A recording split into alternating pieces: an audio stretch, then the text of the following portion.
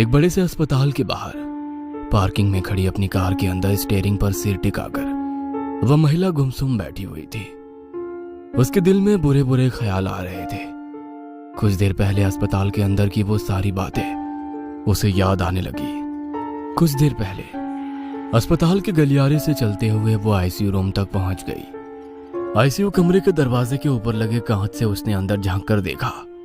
उसका पति बेहोशी की हालत में बेड पर पड़ा हुआ था।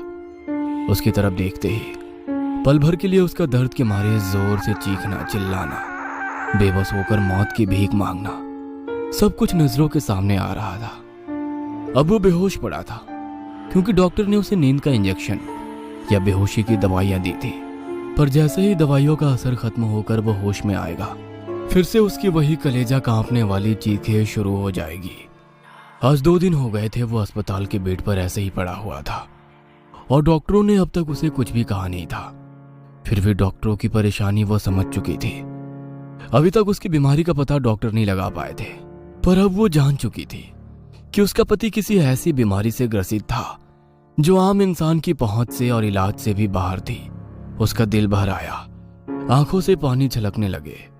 अपने पल्लू से आंखें पोंछकर वो डॉक्टर साहब की केबिन के अंदर गई। देखिए, अपने आप को संभालिए, हम अपनी तरफ से पूरी कोशिश कर रहे हैं। वैसे जल्दी ही रिपोर्ट आ जाएगी। अपनी एसी रूम में बैठे वो बुजुर्ग डॉक्टर अपने सामने कुर्सी पर बैठी उस बेहद खूबसूरत महिला को समझा रहे थे। डॉक्टर साहब, चाहे कुछ भी कीजिए, चाहे जितना पैसा खर्च हो मैं दे दूंगी, पर मेरे पति को बचा लीजिए। मैं आपके आगे हाथ जोड़ती हूँ। और वो महिला हाथ जोड़कर उनके सामने सिसकियां लेने लगी। देखिए, हम अपनी तरफ से पूरी कोशिश कर रहे हैं, आप भरोसा रखिए। डॉक्टर साहब आगे कुछ बोलते कि तभी उनके केबिन का दरवाजा खोलकर नर्स अंदर आई। उसने एक बंद लिफाफा डॉक्टर साहब के हाथ में रख दिया। डॉक्टर साहब ने लिफाफा खोलकर अंदर के रिपोर्ट पढ़ने शुरू कर दिए। रिपोर्ट पढ़ते वक्त वह हैरान परेशान नजर आ रहे थे। एक एक रिपोर्ट को 2-3 बार देख चुके थे। वह महिला डॉक्टर साहब के परेशान चेहरे की तरफ देखकर और ज्यादा घबरा गई।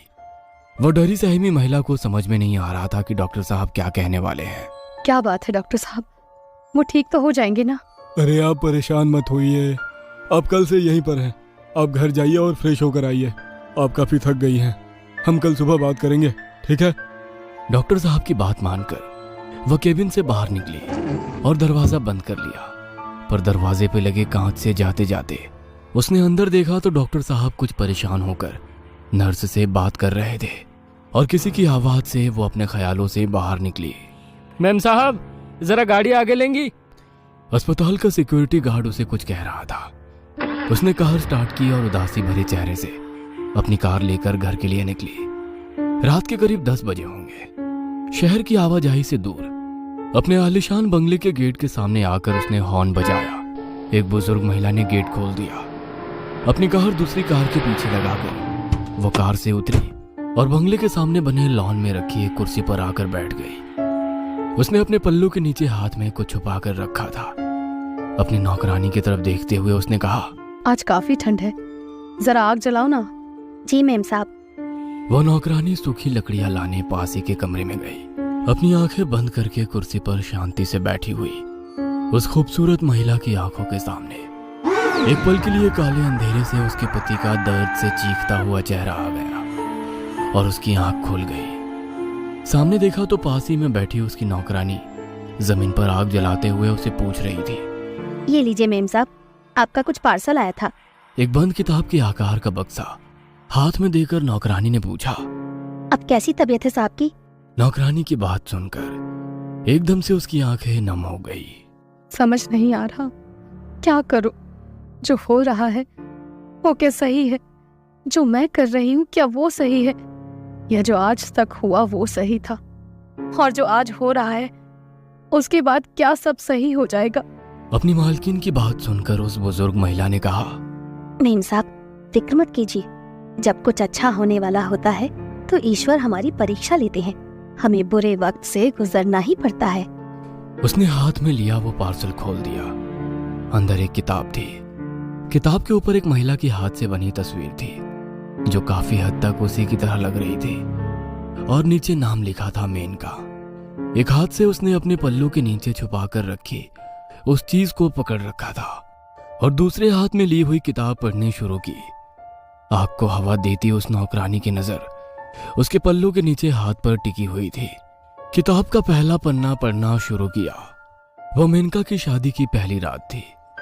लाल लिबास में अपने कमरे में फूलों से सजाए बेड पर बैठी थी। कमरे का दरवाजा खटखटाने की आवाज ने उसकी धड़कन बढ़ा दी।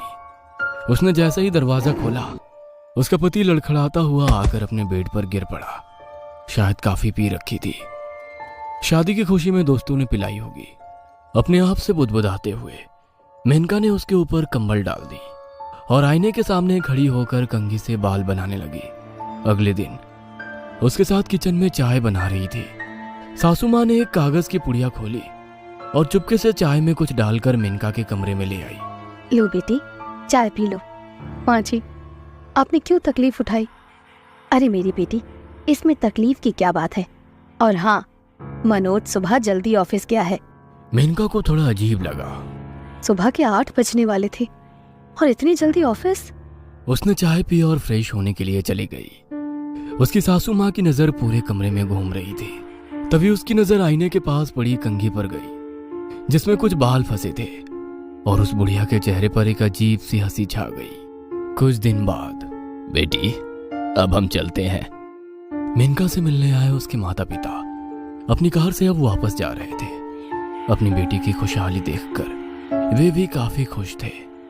उनकी कार बंगले के गेट से बाहर निकली और तभी दूसरी तरफ से तेजी से आते हुए ट्रक ने उनकी कार को जोर से टक्कर मारी। ट्रक उनकी कार को रौंदता हुआ निकला।